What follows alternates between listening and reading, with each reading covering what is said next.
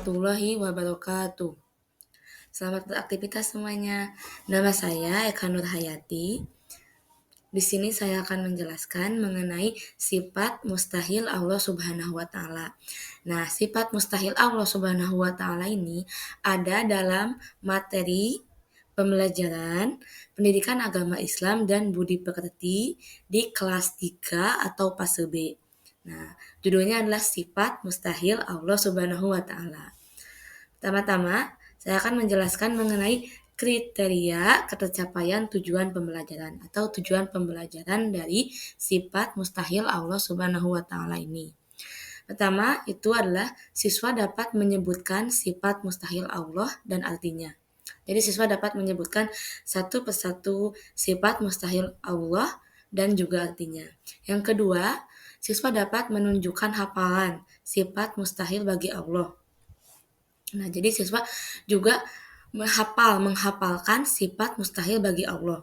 Yang ketiga, siswa dapat menjelaskan makna sifat mustahil bagi Allah. Jadi maknanya itu sifat mustahil bagi Allah itu apa?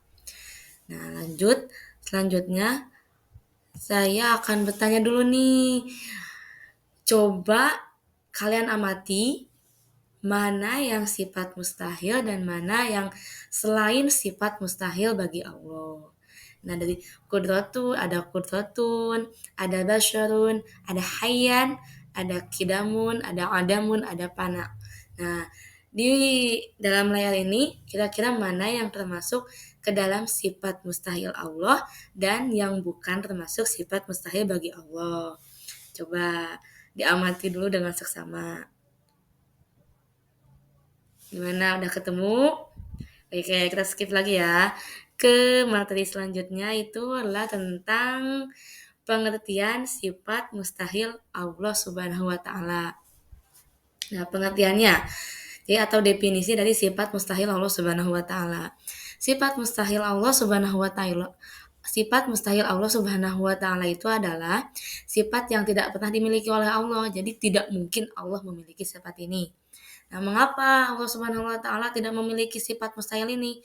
Dikarenakan jawabannya adalah karena Allah Subhanahu wa taala itu adalah maha sempurna. Sifat mustahil adalah kebalikan dari sifat wajib bagi Allah. Jadi Allah itu maha sempurna, tidak mungkin memiliki sifat mustahil atau karena sifat mustahil ini adalah sifat-sifat yang tidak mungkin atau yang tidak baik ya yang tidak mungkin dimiliki oleh Allah. Nah, sifat mustahilnya juga adalah kebalikan dari sifat wajib. Nah, sifat wajib ini adalah sifat-sifat yang pasti dan wajib dimiliki oleh Allah. Jadi sifat mustahil ini kebalikan. Jadi sifat wajib sifat baik dan sifat mustahil ini sifat yang tidak baik yang tidak dimiliki oleh Allah Subhanahu wa taala. Nah, selanjutnya adalah kita uraikan nih satu persatu tentang mengenai sifat-sifat mustahil Allah Subhanahu wa taala. Sifat mustahil ini ada 20 jumlahnya, sama dengan sifat wajib. Sifat wajib juga ada 20, sifat mustahil juga ada 20. Nah, yang pertama itu sifat mustahil itu adamun. Adamun yang artinya itu tidak ada. Jadi Allah itu mustahil tidak ada. Yang kedua ada kudus. Kudus itu baru. Ya, jadi Allah itu tidak mungkin baru, soalnya Allah itu kekal, lama, terdahulu. Terus yang ketiganya itu adalah pana. Pana itu binasa. Nah, Allah tidak mungkin binasa ya. Yang keempat itu mumasalatul hawadisi. Jadi sifat yang sama dengan makhluk. Nah, Allah itu tidak mungkin memiliki sifat yang sama dengan makhluk. Yang kelima ada qiyamuhu bigoirihi. Qiyamuhu bigoirihi adalah artinya berdiri dengan yang lain. Jadi sama berdiri dengan yang lain. Allah tidak mungkin memiliki sifat berdiri dengan yang lain. Terus yang keenamnya ada sifat ta'adud.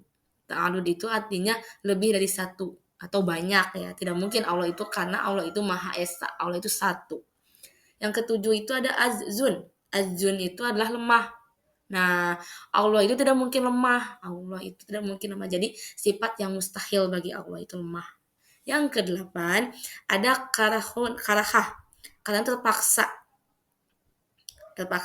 Nah, kesembilan ada jahlun, bodoh. Nah, Allah tidak mungkin memiliki sifat bodoh.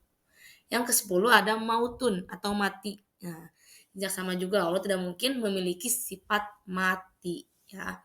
Selanjutnya, yang ke-11, sifat mustahil Allah yang ke-11 adalah sumun.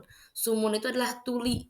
Jadi Allah tidak memungkinkan tuli karena Allah itu Maha mendengar, ya. Dalam Asmaul Husna, Allah itu Maha mendengar. Allah itu mendengar semua yang dibicarakan oleh makhluknya, semua yang diminta oleh makhluknya Allah Maha mendengar. Bahkan yang di hati makhluknya itu Allah itu Maha mendengar.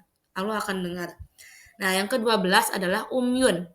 Umyun ini adalah buta. Nah, jadi Allah itu tidak mungkin buta, tidak memiliki sifat buta, ya. Terus yang ke-13 bukmun. Bukmun itu bisu. Nah, Allah itu tidak bisu.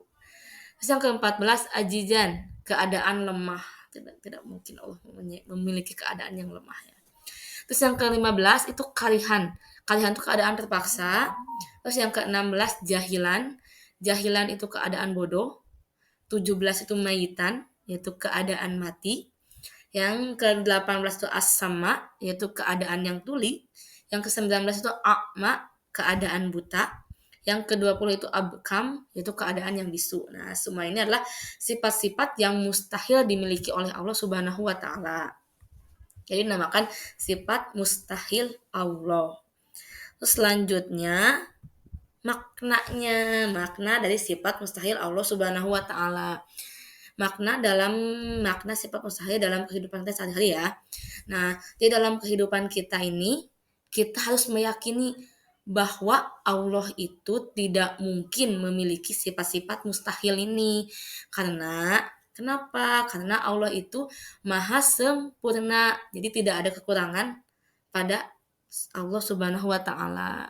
Jadi Allah mustahil, ya. Jadi Allah itu mustahil memiliki sifat mustahil karena Allah itu maha sempurna.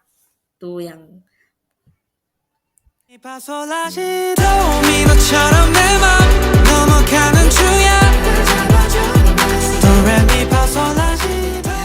saya akhiri. Wassalamualaikum warahmatullahi wabarakatuh.